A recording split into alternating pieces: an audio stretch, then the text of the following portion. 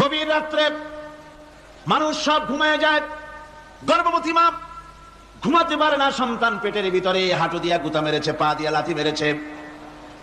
মা চরম শীতের রাত্রে, প্রচন্ড শীতের রাতে গায়ের লেপটা সরাই দিয়া মা একবার দাঁড়ায় আর একবার বসে, একবার দেওয়ালের সাথে হেলান দিয়া দাঁড়ায়, কষ্ট করে রাত্রে কাটায় দেয়। আবার সারাদিন সংসারের জন্য কাজ করেছেন, রান্না বান্না করেছেন, মা সকলকে খাওয়াইয়া মা শেষের দিকে খেতে গেছেন। যখন নিজে খেতে গেলেন, খাবারের ক্ষুধাত নিয়ে পেট ক্ষুধা নিয়ে খেতে বসেছেন, পেটের ভিতরে সন্তান লাথি মেরেছে, পেটের মধ্যে ঘুষা মেরেছে, হাঁটু দিয়া গুতা মেরেছে, ভরা পেটে পেটের ভিতরে সন্তান গুতা মারলো হাঁটু দিয়া, মাথা দিয়া। মা ক্ষুধা রয়েছে, পেটে খেতে পারলেন না, বেদনা শুরু হয়েছে। খাবারের থালাটা ঠেলে দিয়ে মা দাঁড়ালেন, বসলেন, চোখের পানি ফেললেন। এভাবে করে মা একটা দুইটা দিন নয়, 10টি মাস পর্যন্ত সন্তানটাকে পেটের মধ্যে নিয়ে, একটা জীবিত মানুষ আর একটা জীবিত সন্তান পেটের মধ্যে নিয়ে নড়াচড়া করছেন, চলাফেরা করছেন। কিতাবের মধ্যে এসেছে রাতের বেলায় মা যে ঘুমাতে পারেন না সন্তানের নড়াচড়ার কারণে, রাতভর ইবাদত করলে যত সওয়াব পাওয়া যেত আল্লাহ ওই সওয়াব মায়ের আমলনামায় লিখে দেন। সন্তান পেটে থাকার কারণে খেতে পারে না, পেট ভরে ক্ষুধায় কষ্ট পায় মা, এই জন্যে 10 মাস ধরে রোজা রাখলে যে সওয়াব হতো আল্লাহ রাব্বুল আলামিন মায়ের আমলনামায় রোজার সওয়াব লিখে দেন। 10 মাস পুরে গেল, সন্তান ডেলিভারির সময় চলে এলো। মায়ের মন বিমর্ষ, সন্তান ডেলিভারি হবে, না জানি মরে যাই নাকি, না জানি অপারেশন লাগে নাকি, কি অবস্থা হবে। মা খেতে পারে না, মুখটা শুকায়া যায়। ডেলিভারির সময় যখন আসে, মা বাবার কাছ থেকে বিদায় নিয়ে যায়, স্বামীকে একান্তে গোপনে ডেকে নিয়ে বলে, প্রাণের স্বামী, দীর্ঘদিন একসঙ্গে ঘর কন্যা করেছি, অপরাধ হয়ে যেতে পারে, আমারে মাফ করে দিও। আমার মনে হয় এবার আমি আর বাঁচবো না, সংসার থাকলো চাবি থাকলো সব বুঝে নাও, আমারে মাফ করে দিও। মা চলে গেল সতিকা গৃহে, ক্লিনিকে চলে গেল, অপারেশন থিয়েটারে চলে গেল, অথবা ডেলিভারির জায়গায় চলে গেল। ডেলিভারির পেইন শুরু হয়ে গেল, বেদনা শুরু হয়ে গেল। এক একটা বেদনা যেন মায়ের এক একটা মৃত্যু যন্ত্রণা শুরু হয়ে যায়। এমন যন্ত্রণা, প্রসব বেদনা দুনিয়ার ভুক্তভোগী মা ছাড়া আর কেউ জানে না। এই চরম বেদনার ভেতর দিয়ে, চরম কষ্টের ভিতরে মা যখন একটা বাচ্চা প্রসব করলো, জিহাদের ময়দানের মতো মা রক্তাক্ত হয়ে গেলেন, সন্তান দুনিয়ায় এলো। মা তখন অস্থির থাকেন, এত বড় বিরাট কষ্টের ভিতরে। আল্লাহ রাব্বুল আলামিন বলেন, সন্তান যখন ডেলিভারি হয়ে গেল, মায়ের মনের ভিতরে আমি তখন এই ফিলিংস, এই টেন্ডেন্সি জাগ্রত করে দিই, দেখ কি হয়েছে। মা তখন দেখতে চায় কি হয়েছে। মায়ের সামনে যখন এত কষ্টের, হৃদয় বিংরণ, কলিজার 32টি নাড়ি ছেঁড়া যন্ত্রণার সন্তান যখন মায়ের চোখের সামনে আসে, আল্লাহ পাক বলেন, মা যখন তার ছেলের মুখের দিকে তাকায়, মেয়ের মুখের দিকে তাকায়, আল্লাহ বলেন 10 মাসের পেটে ধরা কষ্ট আর ডেলিভারির সব কষ্ট মায়ের মন থেকে মুছে ফেলে দেই। আল্লাহ রাব্বুল আলামিন বলেন, খবরদার দুনিয়ার মানুষ, এমন মায়ের সাথে নাফরমানি করবি না, এ মায়ের সাথে নাফরমানি করবি না, মাকে সম্মান করবি, মার কাছে দোয়া চাবি। দুনিয়ায় যদি সম্মান চাও, রিজেক্ট চাও, মায়ের পায়ে ধরে কাঁদো। মায়ের জাতি অনেক সম্মান তার। রাসূল করিম সাল্লাল্লাহু আলাইহি সাল্লামকে প্রশ্ন করা হয়েছে, হুজুর খেদমত করবো কার? হুজুর কয় মায়ের। তারপরে কার? হুজুর কয় মায়ের। তারপরে কার? হুজুর বলেন মায়ের। তারপরে কার? তোমার পিতার। 3 গুণ। তোর মায়ের মর্যাদা 3 গুণ বেশি, তোর বাপের চাইতে মর্যাদা বেশি। সুবহানাল্লাহ পড়ে। আর আজকে ইসলামের শত্রুরা তারা বলে যে ইসলাম নারীর অধিকার আদায় করে নাই। নারীর অধিকার ইসলাম দেয় নাই তো কে দিয়েছে? আমার বন্ধুগণ, বিশ্বনবী জনাব মুহাম্মদ রাসূলুল্লাহ সাল্লাল্লাহু আলাইহি ওয়াসাল্লাম মসজিদে নববীর ভিতরে বসে আছেন। এক বৃদ্ধা মহিলা মসজিদের মধ্যে প্রবেশ করলেন। হুজুর বৃদ্ধাকে দেখে দাঁড়ায় গেলেন। বিশ্বনবী বুড়ি মেয়ে লোককে দেখে দাঁড়ায় গেলেন। আল্লাহর নবী বুড়িকে দেখে দাঁড়ালেন। বুড়ি যখন কাছে এলেন, আল্লাহর নবী নিজের গায়ের চাদর বুড়ির জন্য বিছায়া দিলেন। বুড়ি বসলেন। এরপরে কথাবার্তা সারার পর বুড়ি যখন বিদায় হবেন, হুজুর আবার দাঁড়ালেন। বুড়ি মহিলা চলে গেলেন। সাহাবায়ে কেরাম বলেন, ইয়া রাসূলুল্লাহ, কিছুই বুঝলাম না, একজন বৃদ্ধা মহিলার জন্য বিশ্বনবী দাঁড়ান আর গায়ের চাদর বিছান, আমরা বড় আশ্চর্য হয়ে গেলাম। নবীজি বলেন, ও আমার সাহাবীরা, তোমরা জানো না, এই মহিলাকে চিনতে পারো নাই।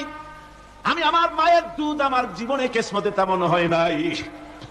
আমি আমার মায়ের দুধ তেমন কিসমতে পাই নাই, যার বুকে দুধ খেয়ে যার কোলে কাখে চড়ে আমি বড় হয়েছি, আমার সেই দুধ মা ইনি হযরতে হালিমাতুস সাদিয়া,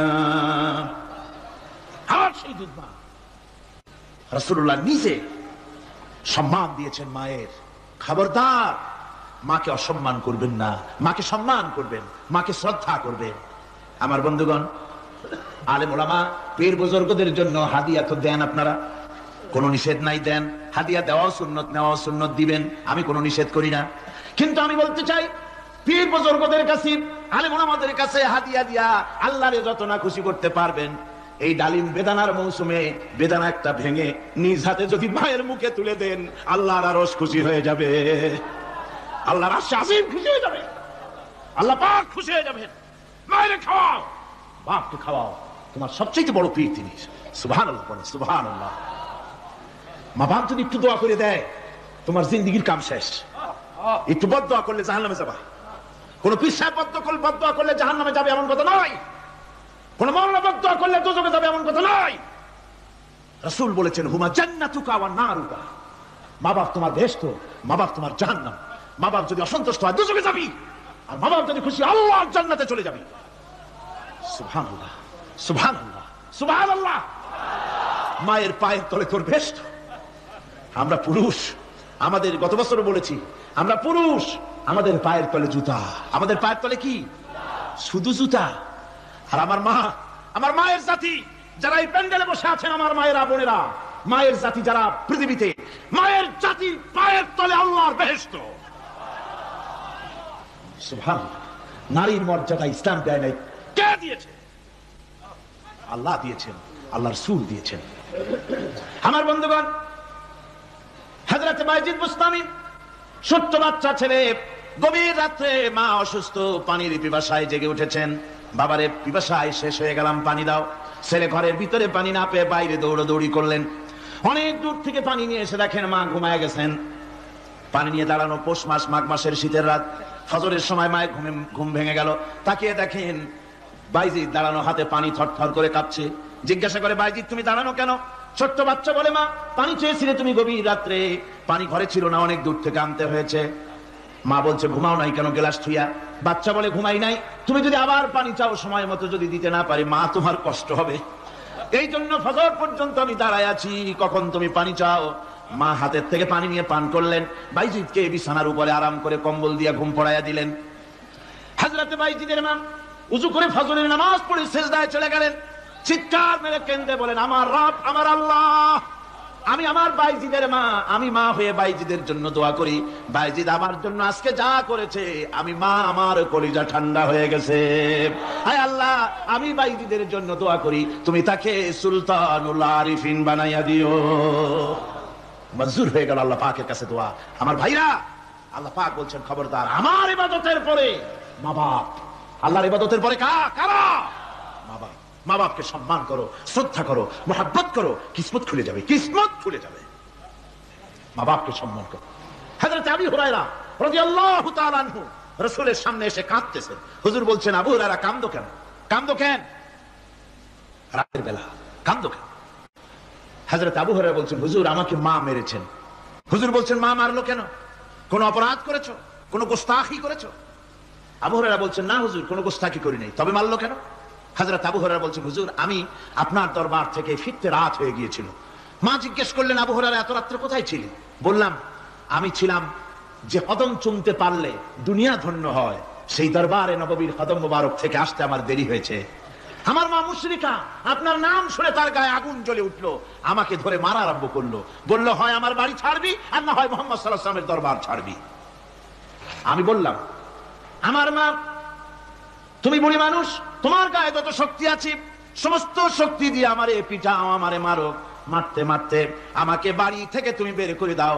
তোমার বাড়ি শুদ্ধ, তাম দুনিয়া ছেড়ে দিতে পারি, আল্লাহর নবীর কদম মোবারক ছেড়ে দিতে পারি না। হুজুর, আমার মা আমাকে গলা ধাক্কা দিয়ে বের করে দিয়েছেন। হুজুর বলছেন, আবু হুরায়রা, তোমার মা তোমাকে মেরেছে, তুমি আমার কাছে নালিশ করছো? আমার তো এখানে ইন্টারফেয়ার করার কিছুই নেই। সুবহানাল্লাহ, সুবহানাল্লাহ। মা তোমাকে মেরেছে, এখানে আমার করার কিচ্ছু নাই। বিশ্বনবী বলছেন, এত বড় পাওয়ারফুল নবী, লেজিসলেটিভ পাওয়ার, সারে আল্লাহ তাকে বানিয়েছেন শরীয়ত প্রণেতা।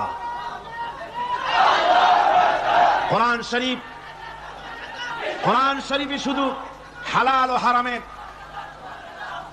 হালাল এবং হারামের, বৈধ এবং অবৈধের সীমারেখা শুধু কোরআনই ঠিক করেন, রাসূলের জন্য আল্লাহ ছেড়ে দিয়েছেন। আল্লাহ রাসূলও হারাম, হালাল এবং হারামের বৈধতা অবৈধতার সীমারেখা নির্ধারণ করেছেন। এত বড় ক্ষমতা তার, এত বড় পাওয়ারফুল বিশ্বনবী, তিনি বলছেন মা মেরেছে, আমার করার কিছু নাই। চিন্তা করেন কত বড় কথা, এ কথার লোড কত। হযরত আবু হুরায়রা বলেন, ইয়া রাসূলুল্লাহ, মা মাকে মেরেছেন, আমি আল্লাহর নবীর কাছে মায়ের বিরুদ্ধে নালিশ করতে আসি নাই। বললেন, কেন এসেছো? হযরত আবু হুরায়রা বলেন, হুজুর এসেছি একটা কারণে, আমি জানি আল্লাহ নবী যদি আল্লাহর দরবারে হাত উঠায়া কোনো জিনিস বলে, আল্লাহ রাব্বুল আলামিন সঙ্গে সঙ্গে মঞ্জুর করে নেন। হুজুর আমি এসেছি, মেহেরবানি করে দোয়া করুন আমার মাকে যেন আল্লাহ হেদায়েত নসিব করে দেন। আল্লাহ নবী হাত উঁচু করে বললেন, আল্লাহুম্মা হিদি উম্মা আবি হুরায়রা, আয় আল্লাহ আমি দোয়া করি আবু হুরায়রার মাকে তুমি হেদায়েত নসিব করে দাও। রাসূলুল্লাহ দোয়া করছেন আর আবু হুরায়রা সমানে দৌড়াচ্ছেন। তিনি দৌড়াচ্ছেন, পিছন থেকে কয়েকজনে আবু হুরায়রার জামা টেনে ধরেছে, দৌড়ো। তাদের জানা আবু হুরায়রা খুব ভদ্রলোক মানুষ, কোন ঝড় ঝামেলার মধ্যে থাকে না, রাগ সাগ করে না, চিৎকার মারে না, দৌড় মারে না, এত ভদ্র শরীর, দৌড়ায় কেন? না জানি কোন বিপদ বুঝি ঘটে গেছে। পিছন থেকে জামা টেনে ধরে বলে, দৌড়াও কেন? হযরত আবু হুরায়রা জামা সাহাবীর হাত থেকে ছিনায় নিয়ে বলেন, জামা ছেড়ে দাও, আমাকে দৌড়াতে দাও, আমি দৌড়াইয়া বাড়ি যেয়ে দেখতে চাই, আমি দৌড়াই আগে আমার বাড়ি পৌঁছতে পারলাম না, আমি যাওয়ার আগে আমার আল্লাহর নবীর দোয়া আমার বাড়ি পৌঁছে গেছে, আমি এইটা দেখতে চাই। হযরত আবু হুরায়রা বাড়িতে গিয়ে দরজা নক করলেন, ভেতর থেকে আওয়াজ এলো, কে? হযরত আবু হুরায়রা বলেন, মা আমি তোমার আবু হুরায়রা ফিরে এসেছি। মা বলছেন, বাবা অপেক্ষা করো, দরজা খুলতেছি। হযরত আবু হুরায়রা বলেন, মায়ের গলার আওয়াজের ভিতরে শিরকিয়াতের কর্কশতা পেলাম না, মায়ের গলার আওয়াজের ভিতরে তাওহীদের গন্ধ পেলাম। আমার মনে হলো নবীর নিক্ষিপ্ত তীর তার নিশানায় পৌঁছে গেছে। কিছুক্ষণ পর মা আমার বেরিয়ে এলেন, মাথা থেকে চুলের থেকে, বুড়ি মানুষ, সাদা চুলের ভিতর থেকে পানি পড়তেছে। মা বলল, বাবারে তোমারে মারার পর আমি বড় অনুতপ্ত হয়েছি, অনুশোচনা করেছি, আমি গোসল করেছি, মনে মনে ভাবলাম আমার ছেলে তো কোনো খারাপ জায়গায় যায় নাই, কেন তারে মারলাম, আমি বড় লজ্জায় পড়েছি তোমারে মেরে। ও আমার আবু হুরায়রা, আমি গোসল করেছি, পবিত্র হয়ে গেছি, জলদি করে আমাকে নিয়ে চলো বিশ্ব নবী জনাবে মুহাম্মদুর রাসূলুল্লাহর দরবারে। হযরত আবু হুরায়রার মা ঘোষণা করলেন, আশহাদু আল্লা ইলাহা ইল্লাল্লাহু ওয়াহদাহু লা শারীকা লাহু ওয়া আশহাদু আন্না মুহাম্মাদান আবদুহু ওয়া রাসূলুহু।